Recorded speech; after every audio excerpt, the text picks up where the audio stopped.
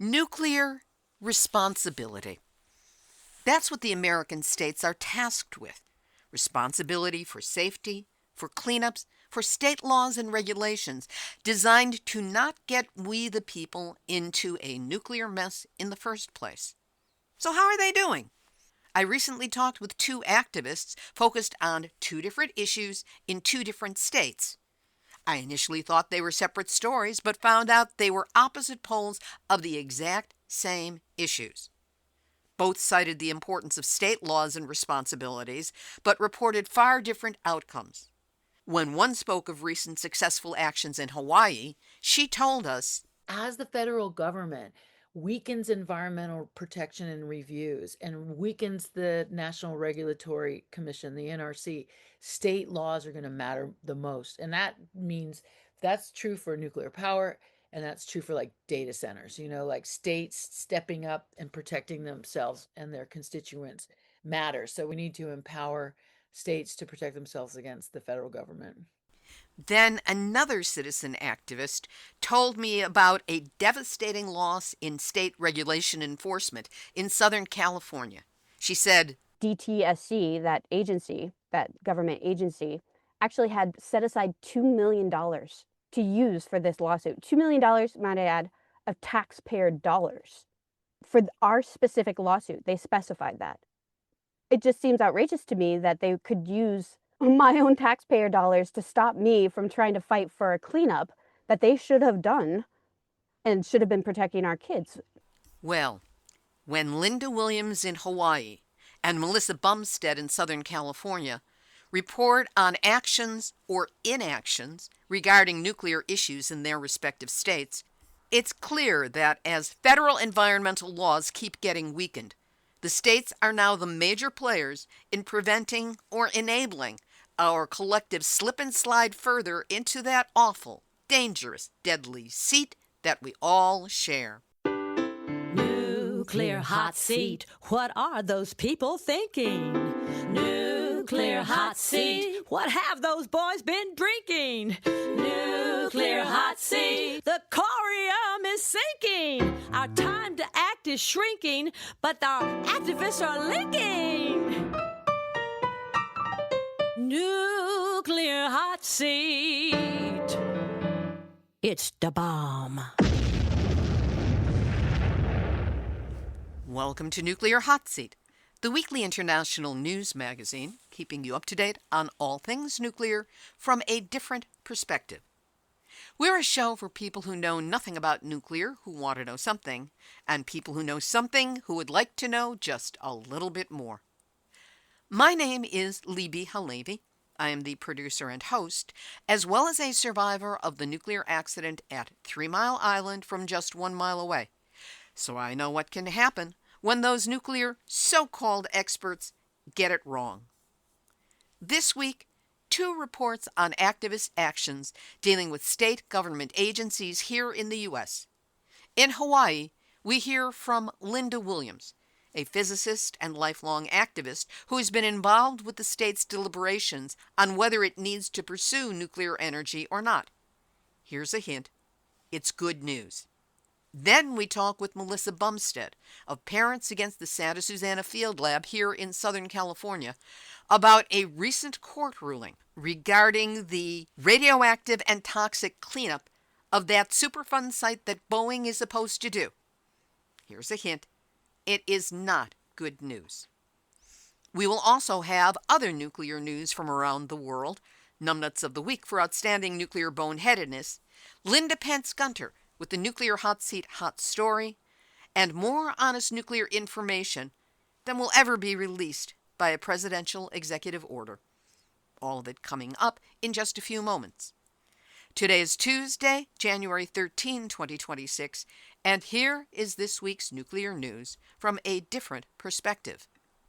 Starting out with the return of Lynda Pence Gunter, who asks the question, are Trump's yes men poised to license a dangerous new reactor? Here she is with this week's Nuclear Hot Seat Hot Story.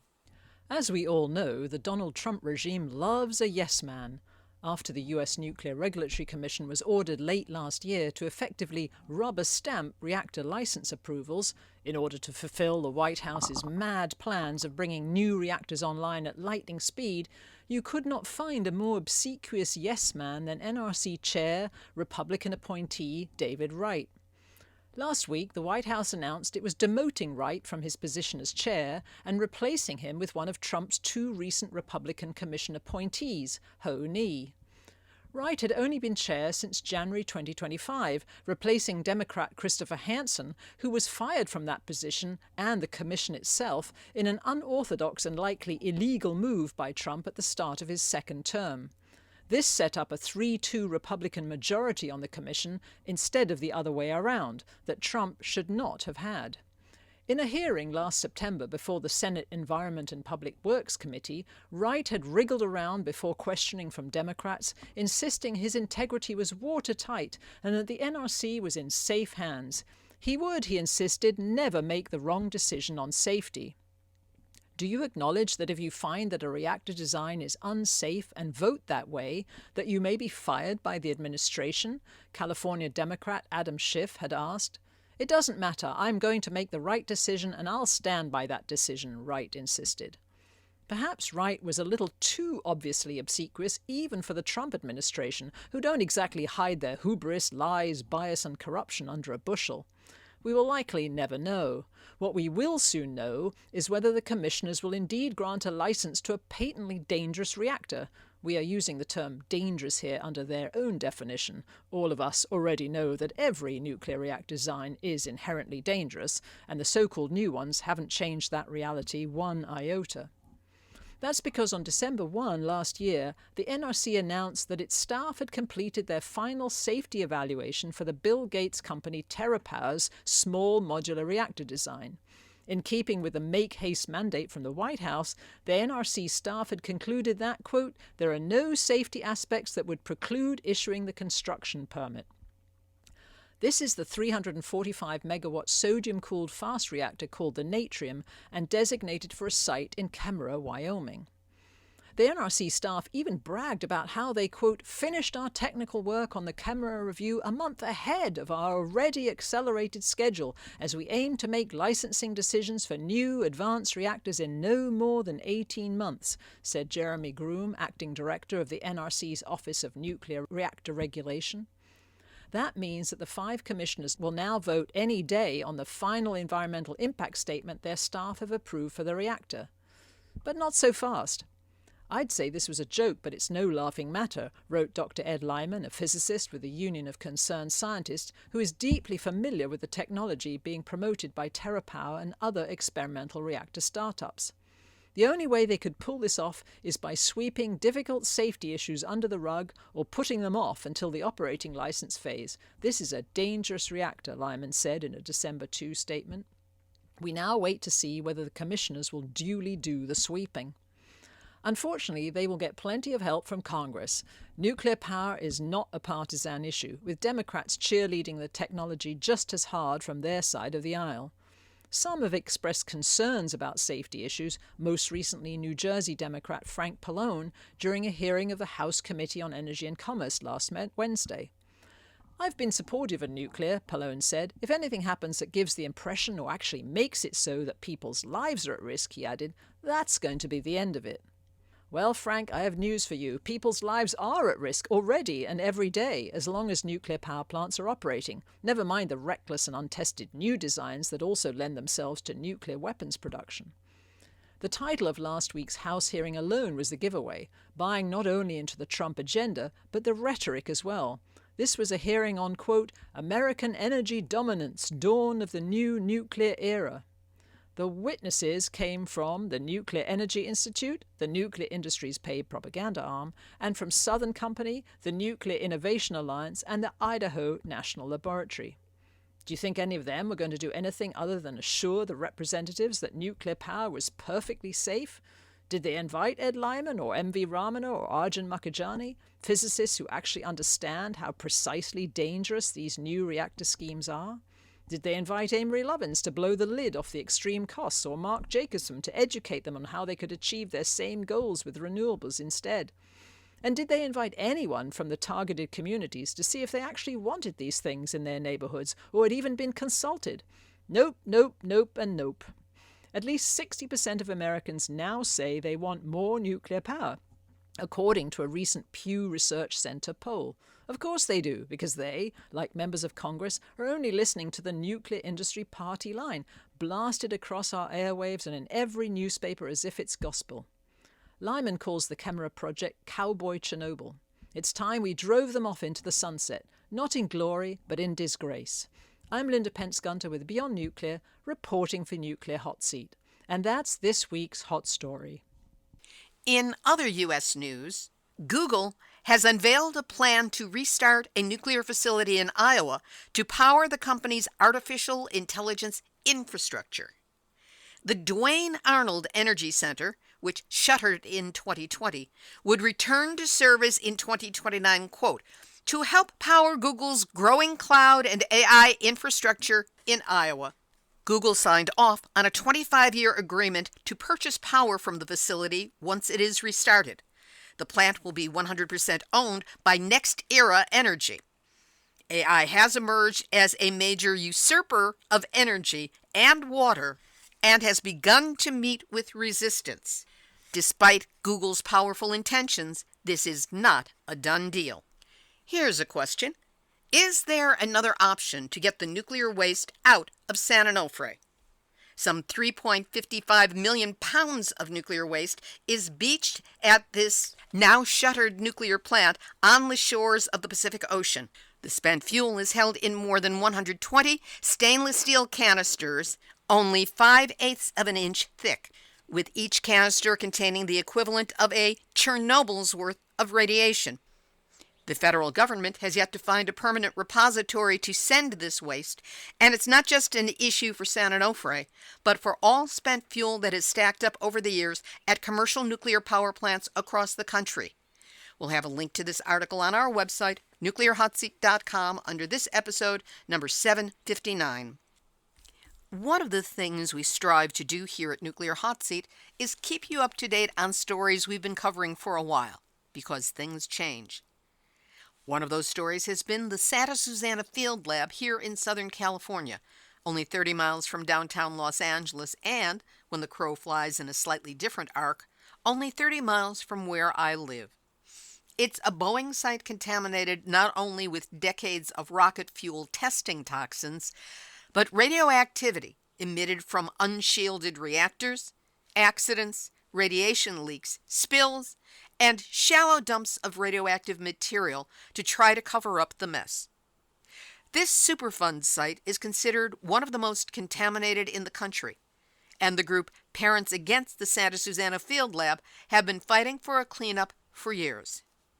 Here with a brief rundown on the history and the recent shocking development in the fight to get a full cleanup of the site is Melissa Bumstead. She is founder and co-director, Parents Against the Santa Susana Field Lab. I spoke with Melissa Bumstead on January 12, 2026. Melissa Bumstead, it's always great to have you here on Nuclear Hot Seat. Thank you so much for having me this morning. Unfortunately, it's not good news this time. You have been involved with the Santa Susana Field Lab here in Southern California. Give people a little bit of background as to what it is and what the issues are there.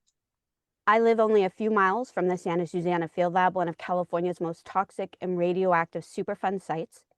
It was used in the late 40s for rocket engine testing during the Cold War and America's Race to Space program. Not long after that, they started nuclear experimentation.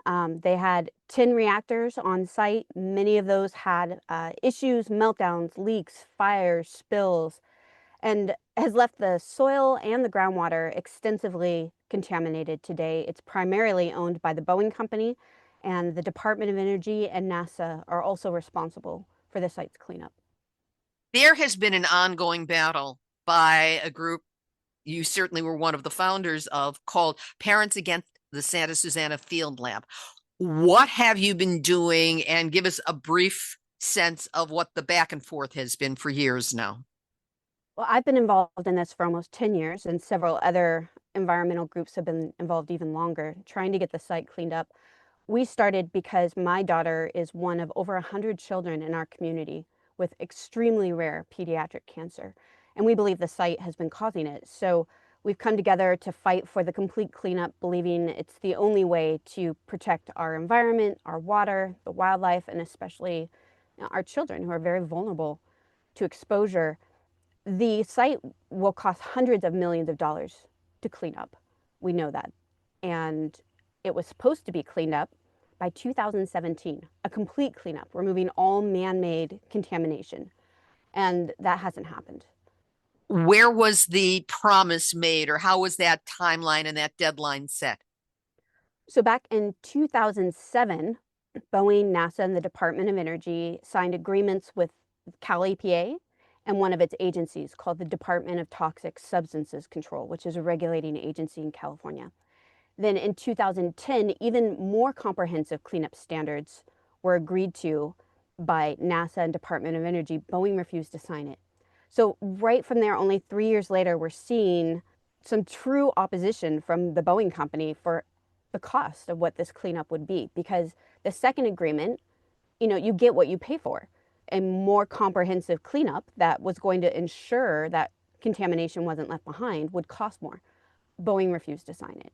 And that's a pattern we've been seeing ever since. Although we have these legal agreements with NASA and Department of Energy in 2010, pretty much whatever Boeing does, NASA and Department of Energy say, well, we want to do that too. So Boeing has really become the tail that wags the dog.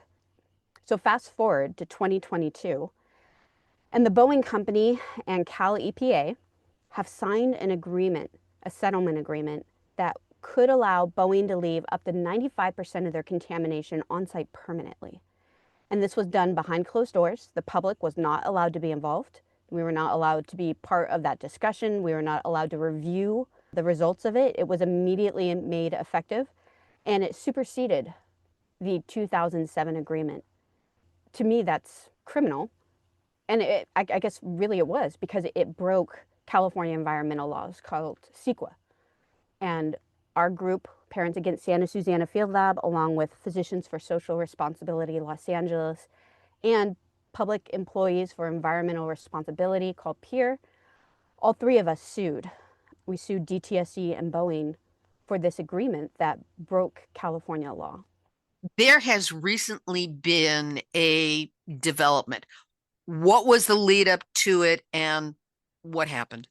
In 2022, we hired a lawyer who is an expert in CEQA law cases, and we spoke with several other environmental lawyers. They all said this was going to be an open and shut case, that it was a clear violation of CEQA.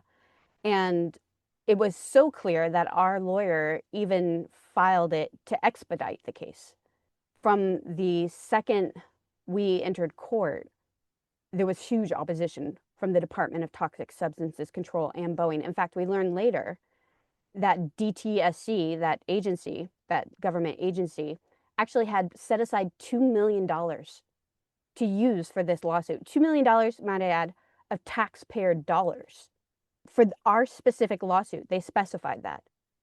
It just seems outrageous to me that they could use my own taxpayer dollars to stop me from trying to fight for a cleanup that they should have done and should have been protecting our kids. So there was a lot of opposition. We saw all kinds of tricks and ploys and legal maneuvering that delayed the decision for 2 years. We had to fight every step of the way. For every period that was put on the paper, we had to fight to justify it. And recently, we got the final verdict. The verdict came from the Ventura County Superior Court, and they sided with the Department of Toxic Substances Control and Boeing. We were all shocked. And not only did this seem open and shut, our lawyer did an excellent job. The case was made very clear. We had all the evidence to show why this broke environmental law, and it just didn't happen. I think my personal opinion is that the judge just felt more comfortable trusting a government agency. I mean, really, that is how it should work. Government agencies aren't meant to be influenced by major corporations, but that's not the case. That's not the case. And we know that not only from the Santa Susana Field Lab, but other environmental justice groups across California have all said that the DTSC always favors polluters, favors builders, favors politics, and they don't fight for the people. Even when they have evidence that shows that it will harm people, they're known for that. They have a reputation for that in California. So where do you go now? Is there a future action you can take? Can you go up to a higher court? Is there a way to delay the delaying? So we're looking at short-term and long-term plans. Our short-term plan is considering an appeal. So we're talking to experts, seeing, what would that really accomplish? But obviously we have to consider the cost. And it just makes me so mad that this huge major corporation that has all this money, and the Department of Toxic Substances Control took $2 million of taxpayer dollars, and we have to pay for this lawsuit ourselves. This is coming from our incredibly small environmental group with some financial support from the other two NGOs. But really, it just continues to feel like David versus Goliath moment. And not only do they have the power, but they have all the money. And our community has already suffered so much. So that's our short-term approach, seeing what other legal options we have available. There were resolutions passed by the City of Los Angeles, the City of Simi Valley, Ventura County, and Los Angeles County. They passed motions several years ago to sue if the cleanup was not done to a background or to remove all man-made contamination level. They have not enforced that. They have not begun that lawsuit. That might be another option to see if they will go after Boeing. But right now, the political environment just unmotivated, pretty much because the world is a dumpster fire right now. I get that. But this is so critical. This is our moment of need. My long-term plan is to go to the gym more often because, at some point and I'm joking here, but at some point we might end up naked, handcuffed to all the machinery at the gate of the SSFL. I need to have a bikini-ready body for that. If I'm going to show up international news, one of 100 moms tied up naked to stop the protest, what will it take? I don't know. Is that the furthest extent of what it will take to get someone to take this seriously? I mean, we laugh because we have to. The emotional trauma of this just gets to be really overwhelming sometimes. I took a whole morning off to cry when we found out we lost the lawsuit because we really had hoped and believed that justice would prevail and that would give us a huge tool. So when we're done crying, my co-director Jenny and I, we try to do something to make us laugh because it's the only way to really keep this fight going. It's just too important, obviously, to quit. We can't afford to quit. The Santa Susana Field Lab it's toxic. It has long-lasting chemicals. It has toxic metals. They did a lot of metal experimentation up there. And then we have the radionuclides. The Boeing company's property is primarily chemical contamination.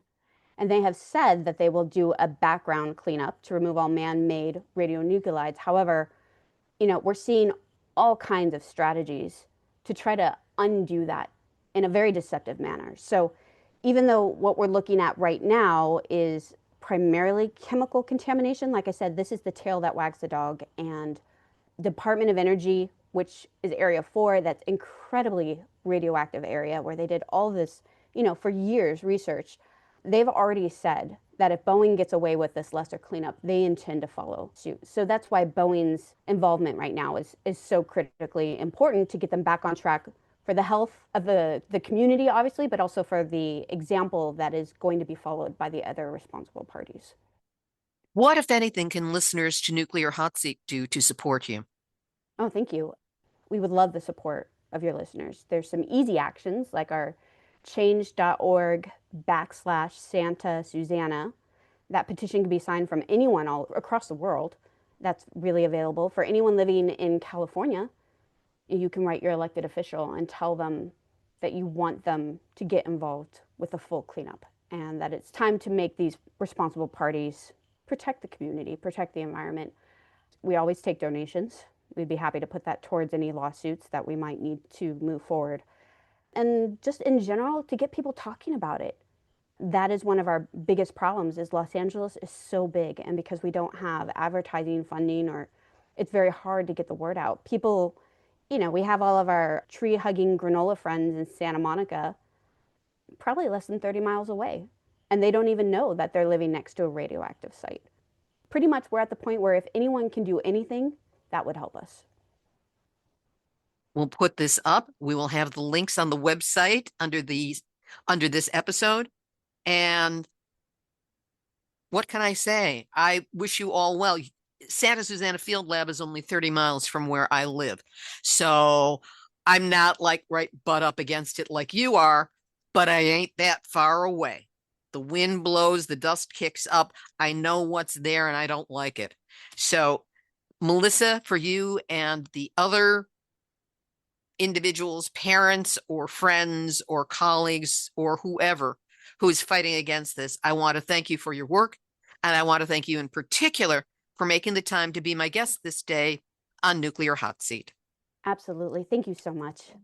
Melissa Bumstead, founder and co-director, Parents Against the Santa Susana Field Lab. We'll have a link up to her group and their change.org petition on our website, nuclearhotseat.com, under this episode, number 759.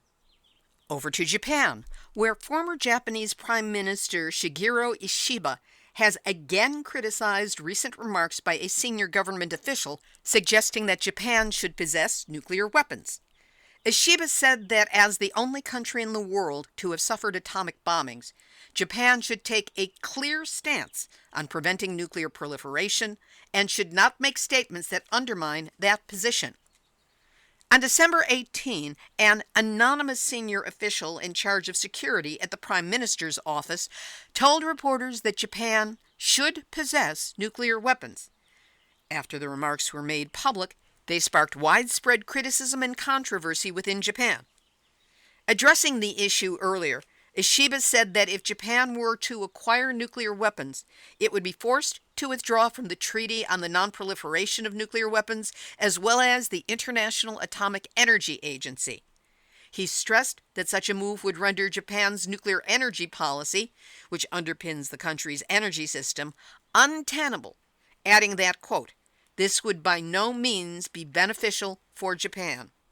As to nuclear power, as she settles into the nation's top office, Japan's Prime Minister Sanae Takaichi's energy policy is focusing on conventional nuclear power and the pursuit of futuristic technologies like nuclear fusion. That's what's being prioritized, while renewable energy, especially megasolar, is getting less attention.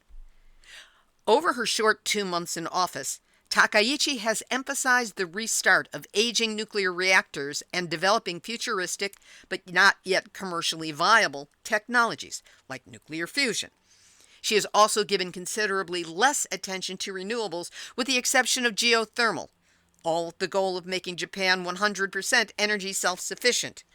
In response to her policies, a group of Japanese protesters gathered in front of the Prime Minister's official residence in Tokyo on December 28 to show opposition to the government's decision to restart the world's largest nuclear power plant, Kashiwazaki Kariwa, in Niigata Prefecture. Their opposition is based on the state of the aging facilities, inadequate oversight, and disregard for historical disasters. Kashiwazaki Kariwa was among the 54 reactors shut down in Japan following the March 2011 core meltdowns at TEPCO's tsunami-stricken Fukushima Daiichi plant. This would mark the first time for TEPCO to restart a nuclear power plant since the Fukushima disaster. Historically, Kashiwazaki Kariwa previously experienced fires during earthquakes, and there are also reports of a fault line in the area. And it isn't Japan, but Indonesia, which is the focus of this week's Nuclear Hot Seat, Nuclear Hot Seat, Nuclear Hot Seat, nuts of the week. Food, glorious food. Well, not necessarily. There has been yet another recall of radioactively contaminated seafood, this time frozen shrimp, as announced by the Food and Drug Administration. The FDA initiated its first recall on August 19. announcing that certain frozen raw shrimp products processed by Indonesian company BMS Foods had tested positive for radioactive cesium-137, not a food additive you want. A handful of manufacturers sold these products under different brand names to retailers nationwide. Then the FDA published an expanded recall notice on its website on December 19, one of now 12 notices that have been issued in the growing recall. This time, Washington-based company Direct Source said it's recalling approximately 83,800 bags of the product, which had been imported from Indonesia and sold under the Market 32 and Waterfront Bistro brands. The frozen shrimp was sold at Price Chopper stores in Connecticut, Massachusetts, New Hampshire, New York, Pennsylvania, and Vermont, and Jewel, Osco, Albertsons, Safeway, Lucky, and supermarket stores in Colorado, Iowa, Idaho, Illinois, Indiana, Montana, North Dakota, Nevada, Oregon, Utah, and Wyoming. This joins the October 14 recall of cloves grown at a clove farm on Sumatra Island, Sumatra being part of Indonesia. The FDA recently said it had detected the presence of cesium-137 in a sample of cloves from PT Natural Java Spice during the screening. So what gives, Indonesia? Is it the product, the processing, the packaging, or, as has been suggested, radioactive contamination of the shipping containers, which has been detected? No way to know, but best to not take chances. So if you have that terrific recipe for sambal goreng udang, shrimp seasoned with spices including cloves, don't do it. Contact your local grocery chain management about possible cesium-137 contamination that they need to check on in any products shipped from or through Indonesia. And as those suspected radioactive shipping containers circulate around the international food and shipping lanes, maybe just buy your food at the local farmer's market, because those companies that import food from or through Indonesia have no real control over radiation exposure or the quality of what they're selling you. And that's why all of those companies are part of this week's Nuclear Hot Seat, Nuts of the Week. In other international news, Swiss civil society has successfully submitted a popular initiative calling on the government to join the UN Treaty on the Prohibition of Nuclear Weapons and stand with the global majority in ending them. More than 100,000 Swiss people have spoken through this initiative. It triggers a national political process, and if the government refuses, the people will decide in a referendum. This is a big win for the campaigners of the International Campaign to Abolish Nuclear Weapons, or ICAN. Over to Ukraine, where crucial repairs to a damaged power line near Ukraine's Zaporizhzhia nuclear power plant were successfully completed under security guarantees agreed to by both Russia and Ukraine. This according to the International Atomic Energy Agency Director, Rafael Mariano Grossi. Grossi said the repairs were carried out during a localized ceasefire arranged to ensure the safety of technical crews working in the area. It marked the third such instance in recent months where temporary truce agreements enabled the restoration of power infrastructure critical to nuclear safety. Without this power, cooling systems for the nuclear fuel that is in place would not be able to function, and with the overheating, could melt down and create a catastrophic accident. Also in Ukraine, it's a race against time at Chernobyl as the country moves to secure the crumbling radiation barrier. The protective structure, known as the new safe confinement, was installed to prevent radioactive particles from escaping into the atmosphere. Ukrainian officials say sections of the shield now require urgent maintenance to ensure its long-term integrity, especially as harsh weather conditions and years of exposure take their toll.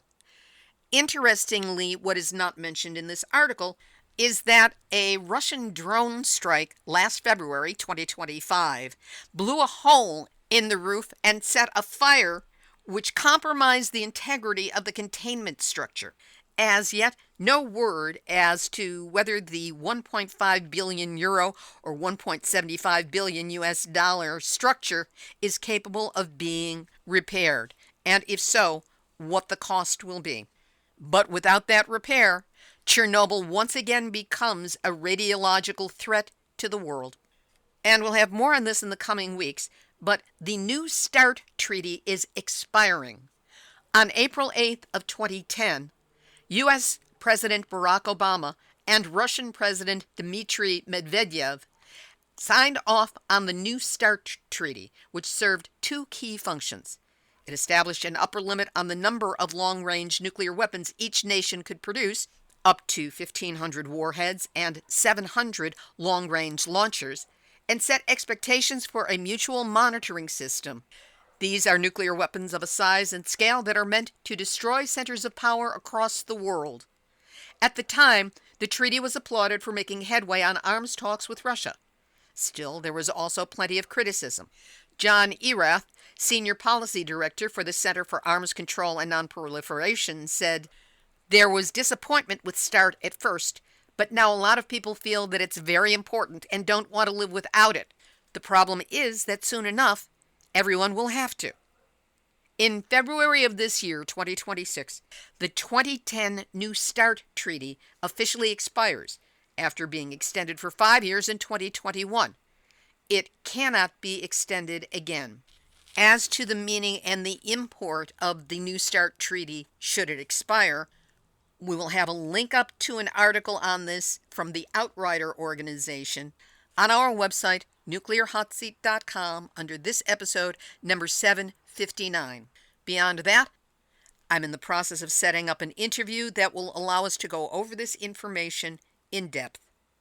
We'll be back with this week's featured interview in just a moment. But first, as we kick off 2026, Nuclear Hot Seat is in the process of going through a lot of changes, computer functionality permitting, which is a whole other story. We will let you know about these changes in the coming weeks as we roll them out. But right now, we are working with the intent of including transcripts on each week's episode, YouTube postings of each week's show to provide another platform for people to find us, expansion into additional social media platforms, and who knows, maybe a series of Nuclear 101 videos explaining the kinds of intro talking points and information that old-timers, like regular listeners to this show, take for granted, but that confuse the heck out of the newer generation of climate activists. I'm even learning a way to speed up the editing process for each week's show, which currently takes hours. It's exciting that I have found someone to coach me who is both skilled in social media, backed by a team she can always get to, and staunchly anti-nuclear. Growth. It's a good thing, but it's also not an inexpensive thing. This will require some new software programs with monthly charges and some with annual fees. And in order to meet these new expenses on top of what it already costs to run the show, we need your help. Nuclear Hot Seat runs on donations, and without them, the show cannot continue. So, in as nice a way as possible, I'm asking for your assistance as we move into an expanded 2026. That's why the time would be right now to support us with a donation of any size, be it a one-time or a monthly recurring donation of as little as $5. Think of it as the equivalent of buying Nuclear Hot Seat a cup of coffee every month, with a tip to the barista. Donations are the only way we can keep producing this show. So, help us out. Go to nuclearhotseat.com and click on the red donate button. If you have Zelle, you can send money directly to info@nuclearhotseat.com. And with Zelle, no fees are taken out. Nuclear Hot Seat is a 501c3 nonprofit organization, which means that anything you donate is tax deductible. Any amount helps, so don't wait. Go now to nuclearhotseat.com and that red button to donate. And know that whatever you can do to help, I am deeply grateful that you're listening and that you care. Now, here's this week's featured interview. Lynda Williams is a physicist, educator, and lifelong anti-nuclear activist who writes and performs songs as the Physics Chanteuse, a science entertainer. She battles against nuclear greenwashing, aka lying, with public presentations, lectures, theater, and a ferocious activist spirit, as well as serving on official panels and committees considering nuclear issues in her home state of Hawaii. Here, she discusses the latest developments in Hawaii's consideration of nuclear power. I spoke with Lynda Williams on January 9, 2026. Lynda Williams, it's always great to have you here on Nuclear Hot Seat. Thank you. It's great to be here. Let's start out, first of all, just briefly about your past, your history, and what brings you to the nuclear issues. Well, I'm a lifelong anti-nuclear activist. I'm a physicist and I was a professor for 20 years. So I've been in this game a long, long time as an educator and also just doing outreach. My emphasis is not just education and outreach, but also music, theater, entertainment, trying to package this information in a way that's accessible. So I've been doing that for a long time. You're based in Hawaii. What has the nuclear situation been in Hawaii? Well, it's very interesting. Here in Hawaii, there, of course, is a nuclear military presence because of the nuclear powered submarines and ships that are in Pearl Harbor. We don't have any nuclear weapons here anymore, but have in the past. And in terms of nuclear power, there's a constitutional amendment that forbids the building of any fission reactors or having nuclear waste in the state without a 2/3 vote approval in both state houses. So that has successfully prevented the development of nuclear power for all time. The island I live on, the island of Hawaii, is a nuclear free zone that was recently approved by the county council. So that's great news and a example for the rest of the islands to hopefully take on. So because of that state bar from developing nuclear power, we've been nuclear power free in terms of civilian commercial nuclear power. This last year, however, a state legislation resolution was introduced to create a nuclear energy working group in the Hawaii State Energy Office to determine the quote unquote feasibility of quote advanced unquote nuclear reactors. I was appointed by Hawaii 350 from 350.org to represent them on the working group. And I am happy to report that the final report from the Hawaii State Energy Office, which was just released last week, does not support developing nuclear power in Hawaii. It gives very strong arguments against why it's not a good idea, why it's not feasible. And primarily, those reasons are the legal restrictions against developing fission power and also the fact that nuclear power is not part of the renewable portfolio that Hawaii needs to reach its goal of being 100% renewable by 2045. So it's a huge success because many states have been under attack to repeal these state laws prohibiting the development of nuclear power. And so for now, it's a win. They did say that they want to revisit in 3 to 5 years to see if the advanced reactor technology has advanced. And the other reason, besides the legal barriers, are that the technology doesn't exist. So since there's no commercially operating, quote, advanced SMR, small modular reactors operating anywhere in the world, you can't estimate the cost or the advantages or disadvantages. And that's the second main reason. They just said, we can't do an analysis for a technology that doesn't exist.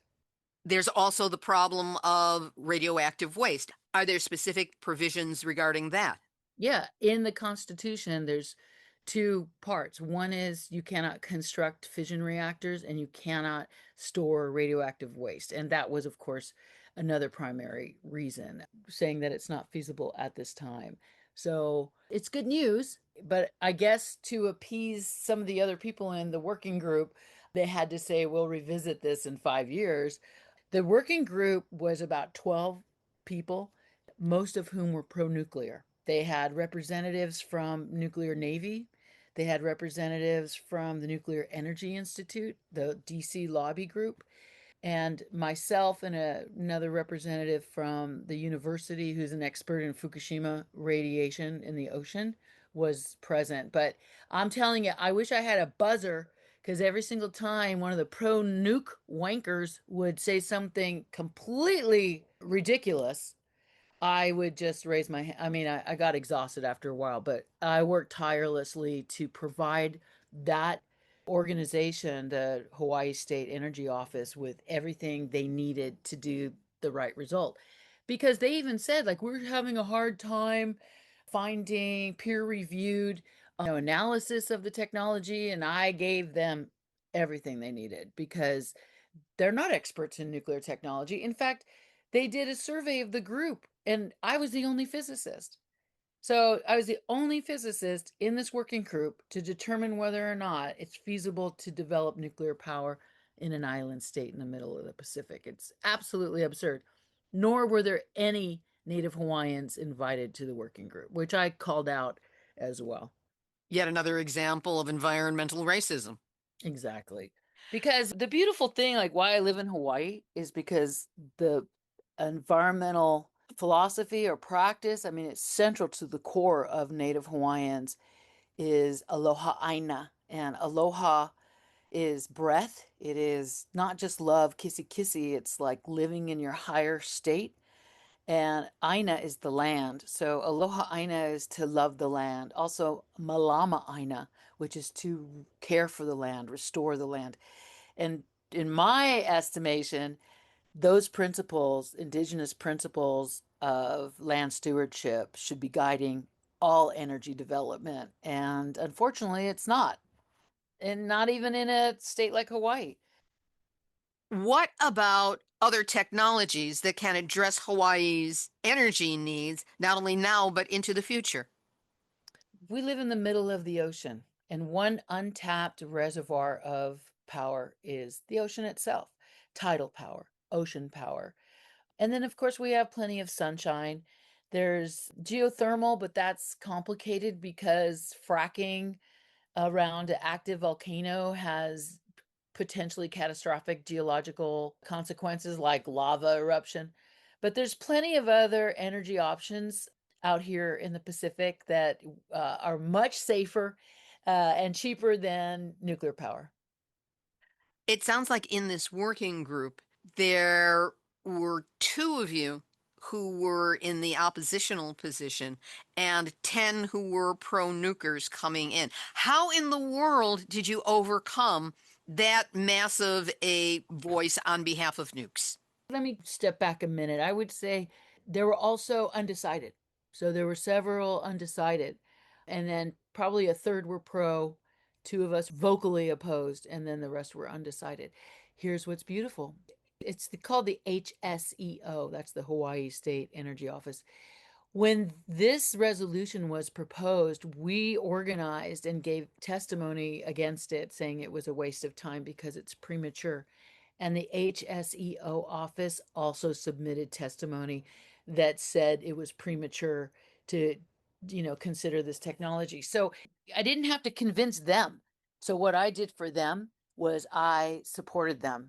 I acknowledged that they had already said this. I worked with them. I said, I'll give you anything you need. Let me know how I can help you and I can support you with your already correct decision. So it didn't take that much because I think they were already maybe decided to begin with and already burdened and overtaxed with everything else they have to do. So this was just a new responsibility that the legislature put on them. And unfortunately, primarily Democrats. Like, it was a bipartisan decision to create this working group. So, yeah, very disappointing. And so much ignorance because the spin for advanced nuclear and, this so-called Renaissance. I don't want to use the Renaissance. I want to say like World War II, not the Renaissance. The Renaissance was a beautiful thing. Anyway, it's so overwhelming. In fact, there was a representative who has been a long time energy justice activist who's gone nuclear.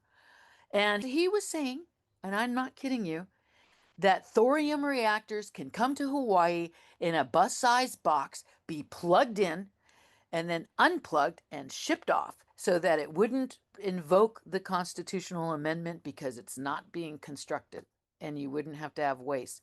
And I was just like, are you kidding? Like, not only does that not exist, it will never exist.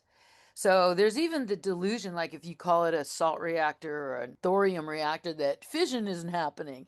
I was just like on repeat, about trying to clarify these issues because there's so much hype, there's so much spin, there's so much disinformation, and it's really tragic.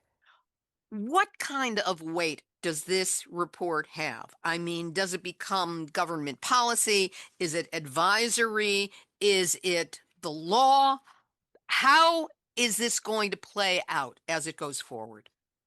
This is advisory. So they just put it on the website. And I don't know if they mail it to all the legislators, but it's made available. And then I wrote an article which was published in our local Civil Beat. You can put that on your website, which has a link to it to get more attention because the office told me they weren't even going to do a press release. So I did it just to get the word out because it's good news. And it's good news for activists in other states who are facing the same kind of attempt to overthrow their state laws. Because as the federal government weakens environmental protection and reviews and weakens the National Regulatory Commission, the NRC, state laws are going to matter the most. And that means that's true for nuclear power.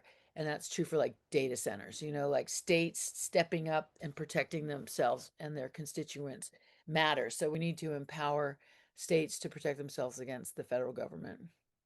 Are you in touch with any of the other groups that are working on state issues? I don't know anyone in particular who's dealing with the attack on state protections. But that's an interesting thing. But I'm kind of moving on to other issues like the Speed Act is primary for me because that is in the Senate right now. It passed the House in December, and the Speed Act will codify the gutting of environmental review through NEPA, the National Environmental Protection Act, permanently, and that needs to be stopped. So we'll talk about that another time because that could be catastrophic for the environment and the people who are working to protect it.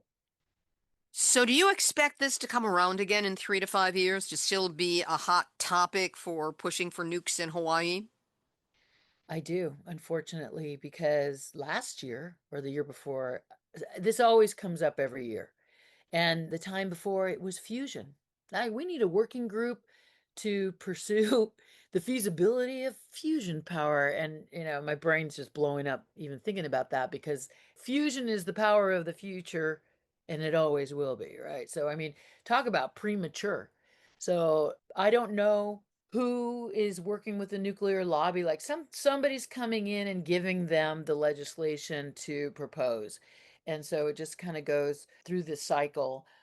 With the fusion legislation, I lobbied hard with the folks who were proposing it and they ended up not introducing it. So, it's just there's 350 Hawaii is an amazing organization of activists who are watching legislation and seeing what comes up and informing everybody. So Sierra Club in Hawaii is fantastic watchdog because there's so much happening now, it's exhausting and you have to pay attention. So it seems to come up every year, some form of pro-nuclear something. So we just have to be paying attention and keep the watch and shoot it down before it can manifest.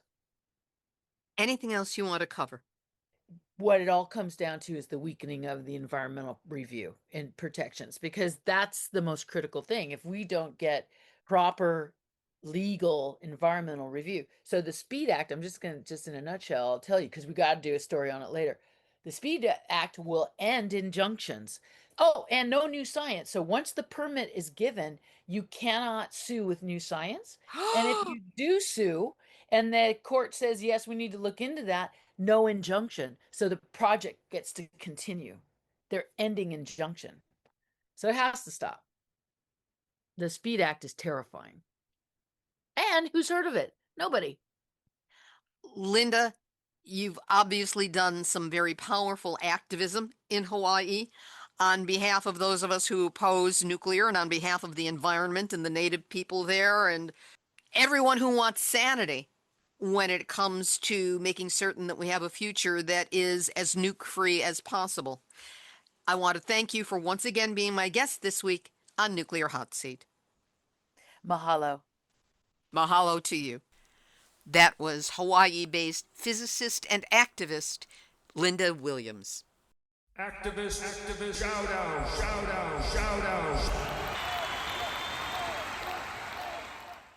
The Bulletin of the Atomic Scientists will announce the new setting for the Doomsday Clock on Tuesday, January 27, 2026.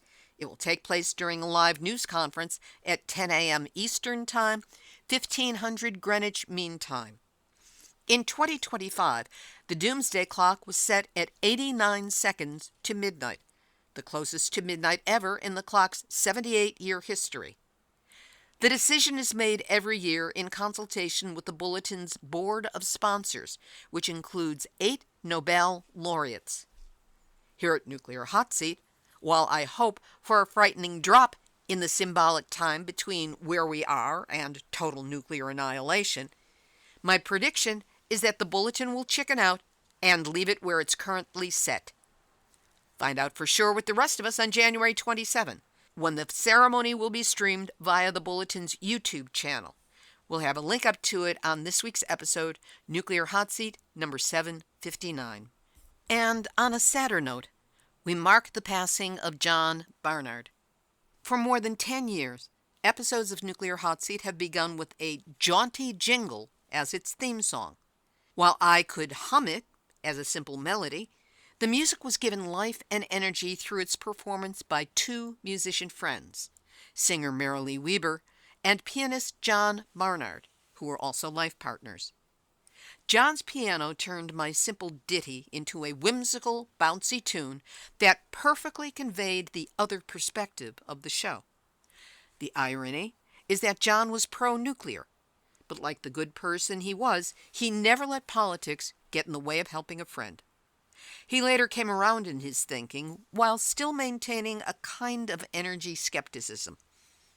I'm saddened to report that John Barnard passed away last week after a long illness, leaving behind his partner Marilee, a legion of friends and music lovers, and a theme song. May his memory be a blessing every time you hear it. This has been Nuclear Hot Seat for Tuesday, January 13, 2026. If you'd like to get Nuclear Hot Seat delivered via email every week, we make it easy. Help us out by getting on our database and going to nuclearhotseat.com. There will be a yellow box that pops up. Just put in your first name and email address so that every week you will get one email with the link to that week's show and a short description of its content. That way you need never miss a single episode. Now help us out with stories, because if you have a story lead, a hot tip, or a suggestion of someone to interview, send an email to info@nuclearhotseat.com. And remember, if you can go to Nuclear Hot Seat and donate, thank you. Yes, deeply appreciated. Any amount will help us out and will help the show keep going. This episode of Nuclear Hot Seat is copyright 2026, Libby Halevi and Heartistry Communications. All rights reserved, but fair use allowed, as long as you cite the program, website, names of any guests whose comments you use, and me. For now, this is Libby Halevi of Nuclear Hot Seat, reminding you that, as Margaret Mead said, never doubt that a small group of thoughtful, committed citizens can change the world. Indeed, It's the only thing that ever has. There you have it, your weekly nuclear wake-up call. So as you listen to John Barnard's whimsical piano playing, whatever you do, do not go back to sleep, because we are all in the nuclear hot seat. Nuclear hot seat. What are those people thinking?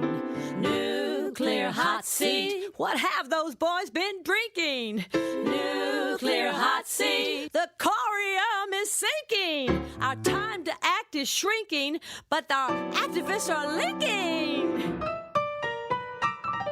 Nuclear hot seat. It's the bomb.